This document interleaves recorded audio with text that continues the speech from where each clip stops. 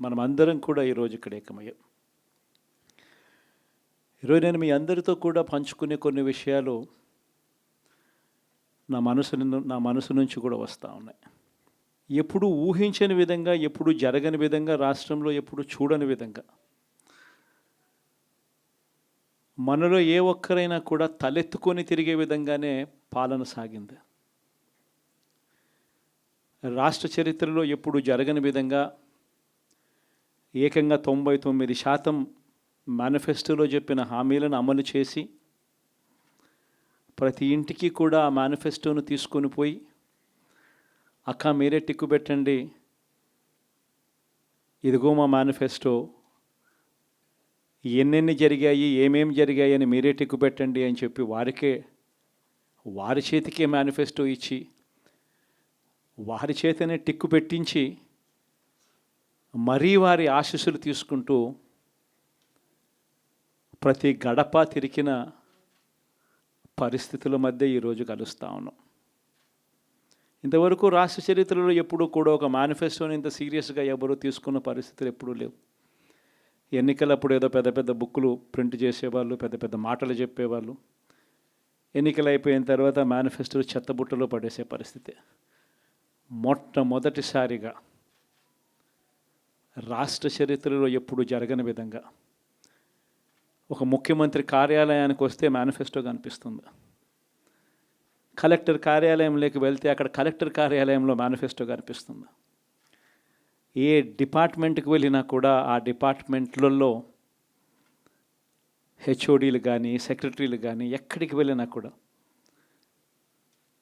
వాళ్ళ కార్యాలయాలలో మన మేనిఫెస్టో కనిపిస్తుంది. ప్రతి డిపార్ట్మెంట్కు, ప్రతి కలెక్టర్కు ఈ మేనిఫెస్టో పెట్టి, ఇదే మన ఎజెండా, ఈ ఎజెండా ఆధారంగానే పాలన సాగుతుంది అని వారందరినీ కూడా మొట్టమొదటి రోజు నుంచి కూడా సమాయత్తం చేసి ఏకంగా 99% హామీలను అమలు చేసి గర్వంగా, సగర్వంగా తలెత్తుకొని మళ్ళీ ప్రజల దగ్గరికి వెళ్ళి ఓట్లు అడిగే పరిస్థితిలోకి మొట్టమొదటిసారిగా ప్రభుత్వం అడుగులు వేసింది ఈ మన 5 సంవత్సరాల కాలంలోనే. నిజంగా ఇది జరిగినప్పుడు, చూసినప్పుడు నిజంగా ఆశ్చర్యం అనిపిస్తుంది. ఎప్పుడు చూడని విధంగా ఏకంగా 2,70,000 కోట్ల రూపాయలు, ఎప్పుడు జరగలే ఇది. ఏ పథకం ఎప్పుడు ఇస్తామో, ఏ నెలలో ఇస్తామో ఏకంగా క్యాలెండర్ ముందే ప్రకటించి, ఆ సంవత్సరానికి సంబంధించిన క్యాలెండర్ ముందే ప్రకటించి, ఆ నెల వచ్చేసరికి ఆ బటన్ నొక్కడం, నా అక్క చెల్లెమ్మల కుటుంబాల ఖాతాలకు నేరుగా వెళ్ళిపోవడం ఎప్పుడు జరగల. నిజంగా ఒక్కొక్కసారి అనిపిస్తుంది, ఏమయ్యాయి ఆ ప్రేమలు, ఏమయ్యాయి ఆ ఆప్యాయతలు అని ఒక్కొక్కసారి అనిపిస్తుంది. 66 లక్షల మంది పెన్షన్లు తీసుకుంటా ఉన్న అవ్వాతాతలు,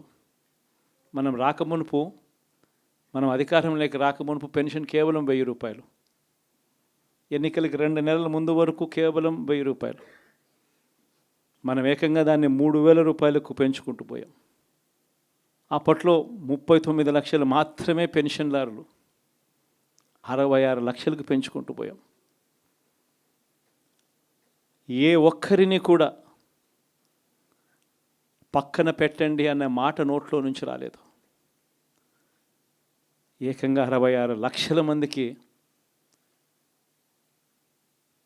ఇంటి వద్దకే మొట్టమొదటిసారిగా ఇంటి వద్దకే వెళ్ళి వాళ్ళ బాధలు తెలిసిన వ్యక్తులుగా వాళ్ళ చేతికి అందించి వాళ్ళ ఆశీస్సులు తీసుకున్నాం.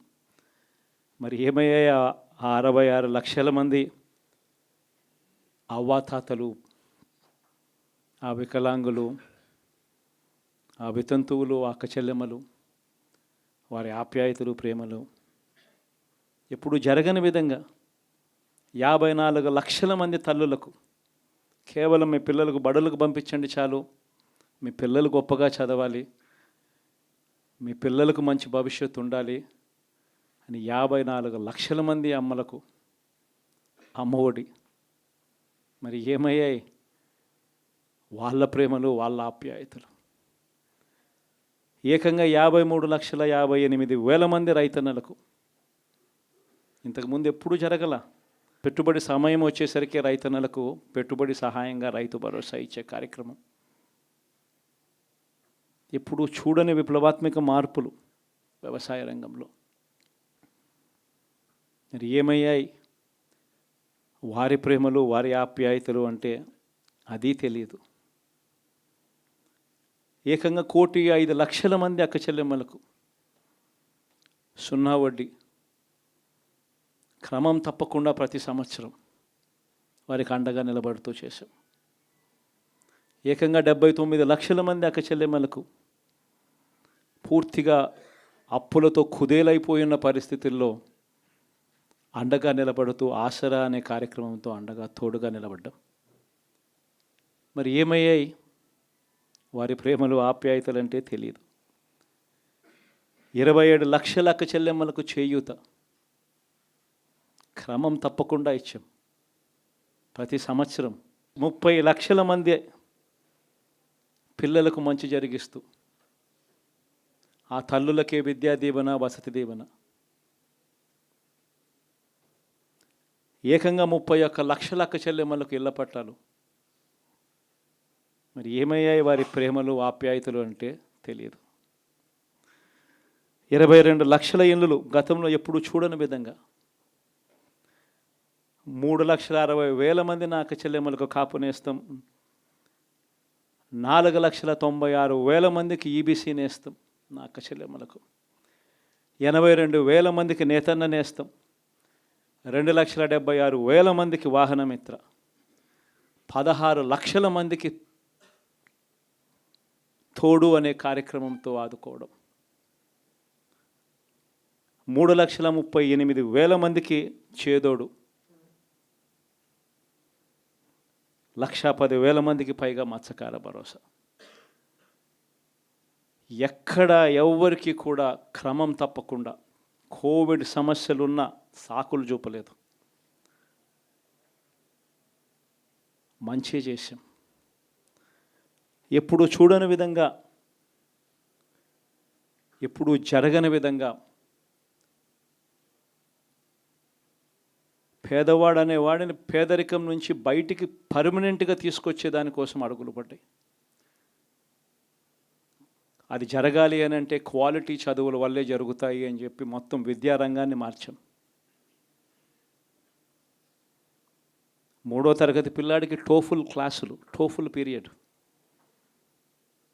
ఇంగ్లీష్ మీడియం బడులు, 6వ తరగతి నుంచే ఐఎఫ్పీలు, 8వ తరగతి పిల్లల చేతుల్లో ట్యాబులు. ఇప్పుడు చూడలేదు ఇవన్నీ, ఇప్పుడు జరగల. వైద్య రంగంలోనూ కూడా అలాంటి మార్పులే. ఏకంగా 25 లక్షల దాకా ఆరోగ్యశ్రీని విస్తరించాం. 1,050 ప్రొసీజర్లు ఉంటే 3,300 ప్రొసీజర్లకు తీసుకొని పోయాం. ఆరోగ్యశ్రీయే కాదు, ఆరోగ్య ఆసరా దగ్గర నుంచి గ్రామ స్థాయిలో విలేజ్ క్లినిక్ దగ్గర నుంచి ప్రతి పేదవాడికి తోడుగా ఉండడం. ఎప్పుడు జరగలేదు ఈ మార్పులు. ఏకంగా 54,000 మంది డాక్టర్లు, నర్సులు, పారామెడిక్స్ రిక్రూట్మెంట్ గవర్నమెంట్ హాస్పిటళ్లలో చేసి ప్రతి పేదవాడికి అండగా ఉండడం. వ్యవసాయంలో కూడా విప్లవమే. ఏకంగా ఆర్బీకేలు చేయి పట్టుకొని నడిపిస్తూ గ్రామ స్థాయిలో కనిపించాయి. విద్య, వ్యవసాయం, వైద్యం, సామాజిక న్యాయం,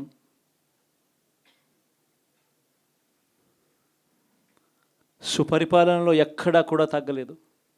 మొట్టమొదటిసారిగా గ్రామ స్థాయిలో గ్రామ స్వరాజ్యానికి అర్థం చెప్పాం.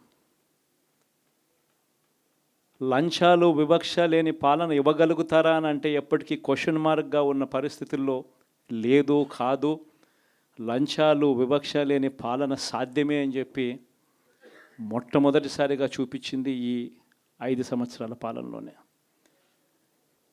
ప్రతి పథకము డోర్ డెలివరీ చేసాం. ఇంటి వద్దకే పాలన అన్నదానికి అర్థం తీసుకొచ్చాం. మహిళా సాధికారతకు ఈ మాదిరిగా చేయగలుగుతాము అని చెప్పి అర్థం చూపించాం. ఇవన్నీ సంస్కరణలు. ఏ అక్క చెల్లెమ్మ బయటికి వెళ్ళినా కూడా ధైర్యంగా పోయే పరిస్థితి. ఫోన్లో దిశ యాప్ ఇలా 5 సార్లు ఊపితే చాలు 10 నిమిషాల్లో పోలీస్ వచ్చి అక్క ఏమైంది అనే పరిస్థితి. గ్రామంలోనే మహిళా పోలీస్. ఇప్పుడు చూడలేదు ఇవన్నీ. మరి ఇలాంటి గొప్ప మార్పులు, సంస్కరణలు ఇన్ని జరిగాక ఇప్పుడు చూడని పాలన ఈ మాదిరిగా ఇచ్చిన తర్వాత మరి ఎందుకు ఈ మాదిరిగా రిజల్ట్స్ వచ్చాయి? కనీసం ఇవేవి చేయకపోయినంటే సరేలే ఇవన్నీ చేయలేదు కాబట్టి ప్రతిపక్షంలో కూర్చుంటున్నాము అనే దానికి అర్థం ఉండేది, ఇంత బాధ కూడా ఉండేది కాదు. కానీ ఇన్ని చేసిన తర్వాత, ఎప్పుడు చూడని మార్పులు తీసుకొచ్చిన తర్వాత ఇటువంటి రిజల్ట్ చూసినప్పుడు నిజంగా బాధ అనిపిస్తుంది. ఇంత జరిగిన తర్వాత కూడా ఏకంగా 40% ఓటు షేర్తో ఈరోజు ప్రతిపక్షంలో ఉన్నాం. ఇంత జరిగిన పిమ్మట కూడా ఈ రోజుకి కూడా మనం చేసిన మంచి ఎక్కడికి పోలేదు. మనం చేసిన మంచి ఈ రోజుకి కూడా ప్రతి గడపలోనూ కనిపిస్తుంది, ప్రతి కుటుంబానికి తెలుసు. ఇంతకుముందు గతంలో ఎప్పుడు జరగని విధంగా నా కుటుంబానికి, నా ఇంటికి మంచి జరిగింది, అది వైఎస్ఆర్సీపీ పాలనలోనే జరిగింది అన్నది ప్రతి ఇంటికి తెలుసు. ఆ చేసిన ఆ మంచి ఎక్కడికి పోలేదు. ఆ మంచి ఎప్పటికీ మనకు శ్రీరామ రక్షగానే బ్రతికే ఉంటుంది. మనం చేసిన ఆ మంచి బ్రతికే ఉంది. విశ్వసనీయతకు అర్థం చెబుతూ జగన్ ఏదైనా చెప్పాడు అని అంటే మాట తప్పడు, మాట మీద నిలబడతాడు, మాట తప్పని పాలనే తాను ఇచ్చాడు అన్న విశ్వసనీయతకు అర్థం చెబుతూ మనం అందించిన పాలన కూడా ప్రజలు మర్చిపోరు. ఈరోజు కూడా ఈరోజు ప్రతిపక్షంలో ఉన్నా కూడా నేను చెప్తా ఉన్నా, గర్వంగా కూడా చెప్తా ఉన్నా, ఈరోజుకి కూడా జగన్ అబద్ధాలు ఆడడు, జగన్ మోసం చేయడు. మళ్ళీ చంద్రబాబు చెప్పిన మాదిరిగానే అంతకన్నా ఎక్కువ అబద్ధాలు మనం చెప్పుంటే బాగుండేదేమో, ఆ 10% మనతోనే నిలిచి ఉండేవాళ్ళేమో, అలా చేసి ఉంటే బాగుండేదేమో అని చెప్పి కూడా చాలామంది కనిపించవచ్చు కూడా. మరీ జగన్ ముక్కుసూటి మనిషి, మరీ జగన్ రాజకీయాలలో మరీ నిజాయితీగా ఉంటాడు, ఇంత నిజాయితీగా ఉండడం కరెక్ట్ కాదేమో అని. కానీ ఒకటే చెప్తా ఉన్నా, ఓడిపోయిన పర్వాల, అధికారం కోసం అబద్ధాలు చెప్పడం, అధికారం కోసం మోసం చేయడం ధర్మం కాదనే, న్యాయం కాదనే జగన్ ఎప్పుడు నమ్ముతాడు. 2014లో కూడా ఇదే నమ్మాను. సాధ్యం కానిది సాధ్యం కాదు అని నేను చెప్పాను. చంద్రబాబు నాయుడు ఏమో వ్యవసాయ రుణాలు మాఫీ దగ్గర నుంచి అన్నీ కూడా చేస్తానని చెప్పి, ఆ తర్వాత మళ్ళీ 2019 వచ్చేసరికి చేయక ప్రజలు రెట్టించిన ఉత్సాహంతో మళ్ళీ మనల్ని తీసుకొచ్చారు. మళ్ళీ ఈరోజు కూడా అదే జరుగుతుంది. 2029 వచ్చే నాటికి వచ్చేసరికి చంద్రబాబు నాయుడు చెయ్యని హామీలను, మోసం చేసిన పరిస్థితులను ప్రజలు ఏ స్థాయిలో గుర్తుపెట్టుకొని మళ్ళీ మనల్ని ఆశీర్వదిస్తారు అని అంటే, చంద్రబాబు నాయుడుకు సింగిల్ డిజిట్లలోనే నెంబర్స్ వచ్చే పరిస్థితి కూడా ఆ రోజు కూడా దూరంగా లేదు. ఇది వాస్తవం. ఈరోజు మనం చేసిన మంచి ఎక్కడికి పోలేదు. మనం విశ్వసనీయతతో చేసిన రాజకీయాలు కూడా ఎక్కడికి పోలేదు. ప్రజలకు మళ్ళీ దగ్గరయ్యే కార్యక్రమాలు, ప్రజలకు తోడుగా ఉండే కార్యక్రమాలు, ప్రజల తరపున పోరాటం చేసే కార్యక్రమాలు కూడా జరుగుతాయి. అసెంబ్లీలో బహుశా మనం చేయగలిగింది తక్కువే ఉంటుంది, ఎందుకంటే మనకు వచ్చిన సంఖ్యాబలం కూడా చాలా తక్కువే. పైగా కౌరవ సామ్రాజ్యం లేకపోతా ఉన్నాం. ఏకంగా స్పీకర్ పదవికి తీసుకోబోయే వ్యక్తి ఎంత సిగ్గు లేకుండా సోషల్ మీడియాలో వైరల్ అవుతూ ఉంది వాళ్ళు మాట్లాడుతూ ఉన్న మాటలు. ఒకడంటాడు జగన్ ఓడిపోయాడు ఇంకా చనిపోలేదు అని ఒకడు అంటాడు, ఇంకా చావలేదు అని ఒకడు అంటాడు. ఇంకొకడు అంటాడు చచ్చేదాకా కొట్టాలి అని ఇంకొకడు అంటాడు. నిజంగా ఇలాంటి కౌరవ సామ్రాజ్యంలోకి మనం పోతా ఉన్నాం. ఆ వ్యక్తి ఇప్పుడు స్పీకర్ కాబోతున్నాడట. ఇలాంటి పరిస్థితుల మధ్య ఆ కౌరవ సామ్రాజ్యంలో అసెంబ్లీలో ఏదో మనం చేయగలుగుతామని చెప్పి నాకైతే నమ్మకం లేదు. కానీ పాపాలు పండే కొద్దీ ప్రజలతో కలిసి ప్రజల మధ్య నిలబడి పోరాటం చేసే కార్యక్రమాలు అయితే రాబోయే రోజుల్లో ముమ్మరంగా స్పీడ్ అందుకుంటాయి. అదే జగన్ పరిపాలనలో కులం చూడలేదు, మతం చూడలేదు, ప్రాంతం చూడలేదు, చివరికి ఏ పార్టీకి ఓటు వేశారని కూడా చూడలేదు. ప్రతి పథకాన్ని డోర్ డెలివరీ చేయించాడు జగన్, మన వైఎస్ఆర్ కాంగ్రెస్ పార్టీ. కానీ ఈరోజు కేవలం వాళ్ళ పార్టీకి ఓటు వేయలేదు అన్న ఒకే ఒక్క కారణంతో ఏకంగా మనుషులను కొడతా ఉన్నారంటే, ఆస్తులను ధ్వంసం చేస్తూ ఉన్నారు అని అంటే, ఓటు వేయని వారిని అవమానిస్తూ ఉన్నారు అని అంటే, నిజంగా ప్రతి గ్రామంలోనూ ఇంత అన్యాయంగా వ్యవహరిస్తున్నారు అని అంటే, శిశుపాలని పాపాలు పండడం చాలా వేగంగా పడతా ఉన్నాయి. పాపాలు పడ్డే కార్యక్రమాలు ఎప్పుడు చూడల. మన పరిపాలనలో, మీ జగన్ పరిపాలనలో ఏకంగా మేనిఫెస్టో అన్నది ప్రతి గవర్నమెంట్ అధికారి ఆఫీస్లో కనిపించేది. కలెక్టర్ల కార్యాలయాల్లో మొదలు పెడితే సెక్రటరీల కార్యాలయాల దగ్గర నుంచి, హెచ్ఓడి కార్యాలయాల దగ్గర నుంచి ముఖ్యమంత్రి కార్యాలయాల్లో మన మేనిఫెస్టో కనిపిస్తూ ఉంటే, కనిపించే పాలన మనదైతే, ఇప్పుడు హోర్డింగులు పెడుతున్న రెడ్ బుక్ అని హోర్డింగులు పెట్టి, ఆ రెడ్ బుక్లో కక్ష సాధింప చేయబోయే అధికారులు ఎవరు, ఎవరిని కొట్టాలి, ఎవరిని నాశనం చేయాలి అని చెప్పి ఏకంగా పేర్లు రాసి రెడ్ బుక్ అని చెప్పి దాన్ని ప్రకటించి ఏకంగా హోర్డింగులు పెట్టి, ఆ రెడ్ బుక్ అనేది ఏదో ఘనకార్యం చేస్తూ ఉన్నట్టుగా రెడ్ బుక్స్లో ఉన్న పేర్లన్నింటినీ కూడా మేము వాళ్ళని కొడతాము, వాళ్ళని చంపుతాము, వాళ్ళ మీద అఘాయిత్యాలు చేస్తాము, అన్యాయాలు చేస్తాము అని చెప్పి ఏకంగా నిస్సిగ్గుగా దౌర్జన్యం చేస్తూ ఉన్న పరిస్థితులు కనిపిస్తూ ఉన్నాయి. శిశుపాలని పాపాలు వేగంగా పడుతూ ఉన్నాయి. మొట్టమొదటిసారిగా కేంద్రంలో కేవలం 272 స్థానాలకు 273 స్థానాలకు గాను మెజారిటీ రావాలనంటే 240 స్థానాలకి వచ్చి ఆగిపోయింది బీజేపీ. 240 స్థానాలకి ఆగిపోయిన పరిస్థితులు మొట్టమొదటిసారిగా కేంద్రంలో ఉన్న పార్టీకి పూర్తి మెజారిటీ లేదు. 240 స్థానాలకి ఆగిపోయిన పరిస్థితులు. మరోపక్క చంద్రబాబు నాయుడు గారికి 16 స్థానాలు అంటాడు. ఎన్డీఏలో తానే చక్రం తిప్పుతా అన్నట్టుగా మోడీ పక్కనే కూర్చొని కనిపిస్తాడు. మరి ఇలాంటి పరిస్థితుల్లో కూడా రాష్ట్రానికి రావాల్సిన ప్రత్యేక హోదా అడక్కపోవడం, మరి ఇలాంటి పరిస్థితుల్లో కూడా రాష్ట్రానికి రావాల్సిన ప్రత్యేక హోదా అడక్కపోవడం, అడిగి సాధించుకోకపోవడం, శిశుపాలని తప్పుల్లో, వరుస తప్పుల్లో, పాపాల్లో ఇవన్నీ కూడా బాగాలే. ఇటువంటి పరిస్థితుల్లో కూడా రాష్ట్రానికి కావాల్సినవి అడగలేని పాలన, అడగలేని మనిషి రాష్ట్రానికి ఏం సమాధానం చెప్తాడు, రాష్ట్ర పిల్లలకి ఏం సమాధానం చెప్తాడు, రాష్ట్రంలో ఉన్న యువకులకు, పిల్లలకు ఏం సమాధానం చెప్తారు?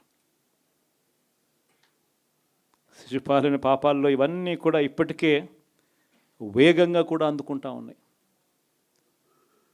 అదే జగన్ ఉండింటే, అదే వైఎస్ఆర్ కాంగ్రెస్ పార్టీ పాలన ఉండింటే ఈ పాటికే విద్యా దీవెన బటన్ అయిపోయి ఉండేది. జనవరి, ఫిబ్రవరి, మార్చికి సంబంధించిన క్వార్టర్కి సంబంధించిన Vidya Deevena fee reimbursement pending. అదే జగన్ ఉండింటే ఏప్రిల్లో ఇవ్వాల్సిన Vasathi Deevena first instalment pending. ఇప్పటికే రైతు భరోసా పెండింగ్, అమ్మఒడి పెండింగ్, చివరికి చిన్న అమౌంట్ అయిన మత్స్యకార భరోసా కూడా పెండింగ్. అదే జగన్ ఉండింటే ఈ పాటికి ఇన్ని బటన్లన్నీ ఈ పాటికి అయిపోయి ఉండేటివి. ఒక్క జగన్ తప్పుకోవడంతో, ఒక వైఎస్ఆర్సీపీ పాలన పోవడంతో ఈరోజు అమ్మఒడి బటనింగా రాలా, రైతు భరోసా బటనింగా రాలా, విద్యా దీవెన పెండింగ్, వసతి దీవెన పెండింగ్. ఇప్పటికే ఇక ఇదే అంటుకుంటూ పోతుంది.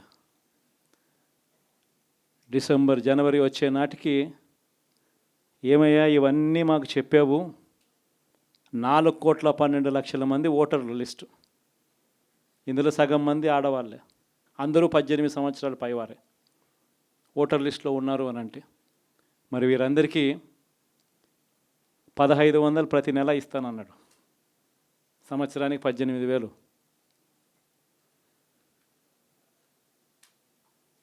ఇందులో పెన్షన్లు తీసుకునే వాళ్ళు ఒక 30 లక్షల మందిని బహుశా ఆడవాళ్ళకి పక్కన పెట్టినా కూడా 60 సంవత్సరాల పైన ఉన్న వాళ్ళు అని పక్కన పెట్టినా మిగిలిన 1,80,00,000 మంది ఎదురు చూస్తున్నారు. అప్పుడే చంద్రబాబు వచ్చేసాడు, చాలా రోజులు అయిపోయింది, ఇంతవరకు మాకు రావాల్సిన 1,500 నెల నెల ఇస్తానన్న 1,500 ఇంకా రాలేదేమో అని చెప్పి రైతులు ఎదురు చూస్తూ ఉన్నారు. 20,000 పెట్టుబడి సాయంగా ఇస్తానన్నాడు, అది ఏమవుతుందని. దాదాపు 1,000,000 మంది పిల్లలు పైగా ఉంటారు, బళ్ళకు పోయే పిల్లలందరికీ ఇస్తామన్నాడు. అమ్మఒడి కింద వాళ్ళ పథకం ఏదైతే నేను దాని కింద 15,000 అని చెప్పి ఆ తల్లులకు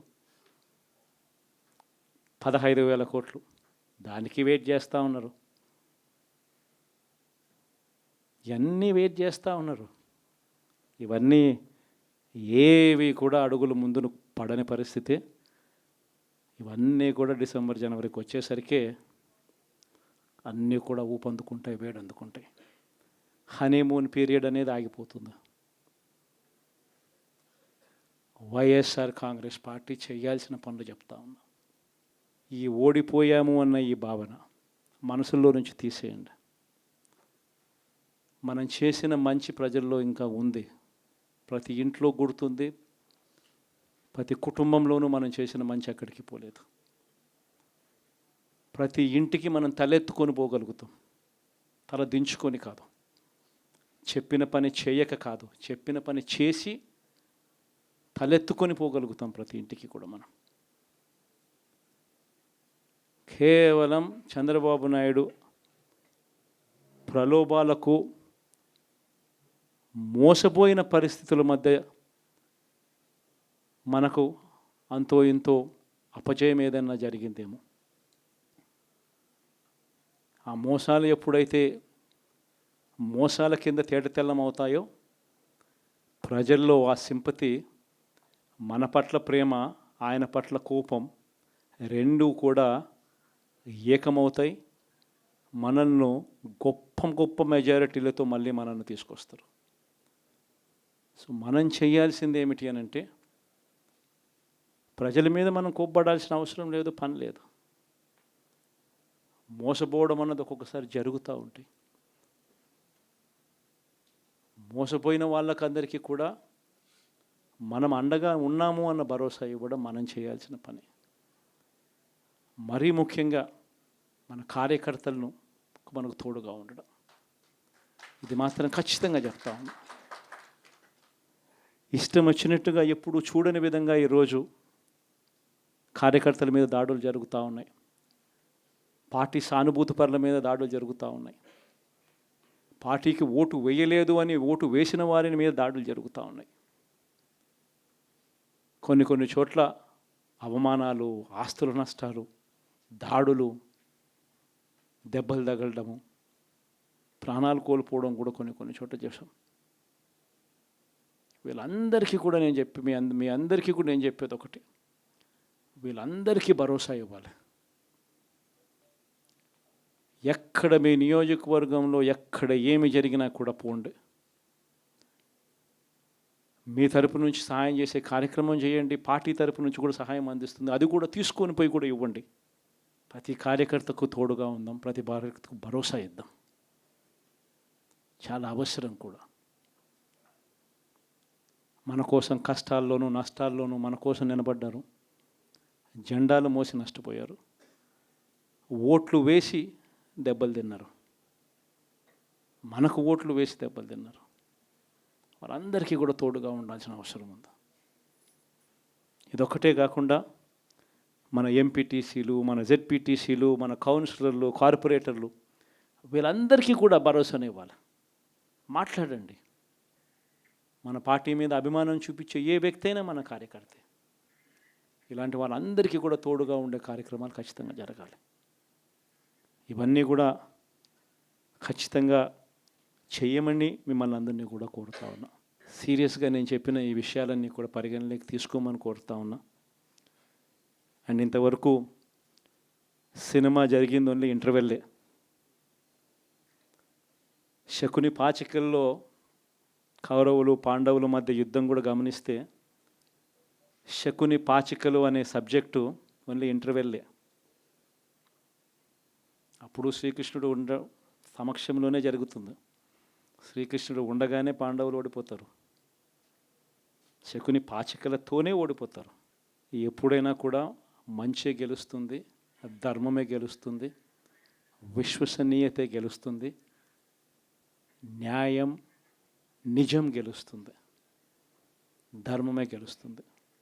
మనం ధర్మం వైపునే ఉన్నాం, ధర్మంగానే రాజకీయాలు చేశాం, విశ్వసనీయతతోనే రాజకీయాలు చేశాం, తలెత్తుకొని ఉండే మాదిరిగానే రాజకీయాలు చేశాం. తల దించుకొని పోయే రాజకీయాలు ఎప్పుడూ చేయలేదు. ఒక అర్జునుడు మాదిరి గెలిచి వస్తాడు, ప్రజలు ఆశీర్వదిస్తాడు. కాబట్టి ప్రతి ఒక్కరు ఇది గుర్తుపెట్టుకోండి.